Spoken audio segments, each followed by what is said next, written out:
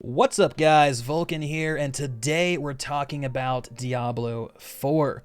So it's almost been a year since Diablo 4 was announced, and with that we've had about 3 quarterly updates from the development team. There have been a little bit in between, just kind of like here and there, oh hey, we're working on this, or here's some concept art. But for the most part, these quarterly updates keep us tuned in on how Diablo 4 is shaping up. So far we've heard about the open world, multiplayer, items and progression, developer playtests, UI design, and monster highlights. This update focuses on a fresh take of the skill and talent tree, the Sorceress enchantment system, and the removal of a certain Diablo 3 system, which we're going to talk about. Now, the first thing we learned is that they aren't exactly thrilled with the way angelic, ancestral, and demonic powers on gear were coming together. Honestly, I wasn't a big fan, but if you remember, these were certain stats that would unlock other affixes on items. So in this screenshot, you can see anything in red required additional power to unlock and use. So they really didn't like this system because it ended up causing players to bring along multiple sets of gear to each battle, right? Classic druid in World of Warcraft type of thing. I have to have a moonkin set, a tree set, a bear set, and it wasn't fun. It's not fun to manage all of those things, and it just required too much inventory management. So instead, they went back to the drawing board to see what they can keep and what needs to be scrapped.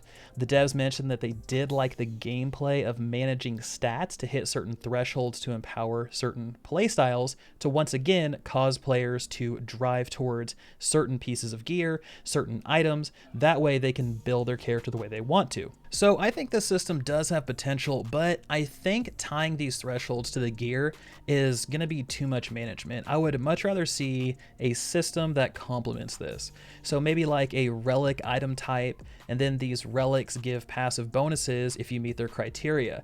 So this would allow you to equip a handful of relics that all fit your playstyle, but also require the player to balance their angelic, demonic, and ancestral power, which then again leads players to make difficult decisions. It's just an idea, but I do want to hear from you guys. What alternatives do you guys have to this system? Next up is a big one, and that's legendary items. So we all know that Diablo is known for being way too dependent on sets and legendary items in order to feel powerful.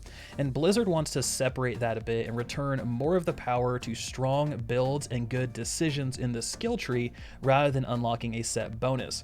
They're looking to strike a balance between gear and build choices, but honestly, if I were them, I would just err on the side of builds, just to be safe. You can always buff and balance and tweak things according to player feedback, but you definitely don't want to make the same mistake twice and put too much of that power back onto gear. We didn't really get anything else beyond that, but they agree it's a problem that needs to be fixed, and they promised more information in the future when they land on something a little bit more firm. Now, the bulk of this update is around the new skill tree and the unique class mechanics for the Sorceress. So the skill tree itself is going to look pretty familiar to the fans of the MMO Rift. It revolves around spending points on the branches of the tree in order to unlock passives that are located on the roots of the tree. It's a great system. It's one of the things I loved about Rift. It gave so much build variety, so I'm glad Diablo is taking a note there. Now, before we get into this, I did want to show you the old tree versus the new tree. I mean, you can see the massive difference both visually and in terms of variety just by looking at the two. Now, the tree we're looking at here is the Sorceress tree, and as you can see, there are lines of unlocks on each branch, and here you're going to spend those skill points to unlock new skills, unlock passive points that you can then spend on the roots of the tree, or unlock additional functionality for your skills. So if we take a look at Ball Lightning, for instance, you can see the actual skill, and then you can see a passive effect that we can unlock for that skill to complement it and make it even more powerful. Now, these passive skill points are these little nodes you're going to find on branches, and these are going to give you points to spend on the roots. Then the roots have things like this. You have Overcharge, which gives an effect on critical hits to cause lightning damage to have a chance to create crackling energy, which restores 25 mana. This is going to create some pretty interesting synergy, especially with the Sorceress, which we'll get to here in a moment. So they did confirm you're only going to be able to unlock about 30 to 40% of the tree, which they believe will drive build variation and cause the player to have to make tough decisions in order to unlock certain skills while giving up the ability to unlock others. So I mean, to wrap this up, this is a very early look at the tree, but I do like the direction it's heading. I feel like this offers much more depth than the tree we saw at the reveal. They did say more to come in the future, so hopefully we can get a glance at all of the other trees and maybe even more skills that are going to be on those trees. So let's move into class mechanics for the Sorceress. These are known as enchantments. Now, if you remember, the Barbarian is going to be able to wield 4 weapons at once and swap between them, and that's their mechanic. It's called Arsenal. So this one is going to affect skills specifically, and it's pretty straightforward. The Sorceress can either equip skills as an active skill or as an enchantment. If you equip them as an active skill, it behaves normally. You press 1 on your keyboard, it casts that skill. Great, perfect. If you place a skill as an enchantment, you can no longer cast that skill, but instead it gives an effect. So for instance, Ball Lightning as an enchantment would cause the player to no longer spawn Crackling Energy. Remember, Crackling Energy was that AoE at the end that would restore 25 mana to the player. But instead of Crackling Energy, you're going to summon another Ball Lightning in its place.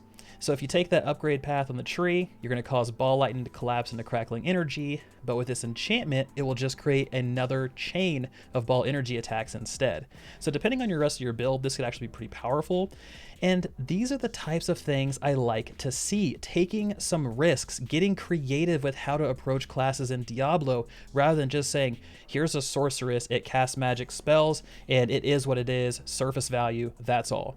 I like this type of stuff. And they did mention that each class is going to have their own unique mechanic. Right now they're working on Druid. We obviously know Barbarian, we know Sorceress. Druid's going to be interesting. I can't wait to see what that one brings to the table.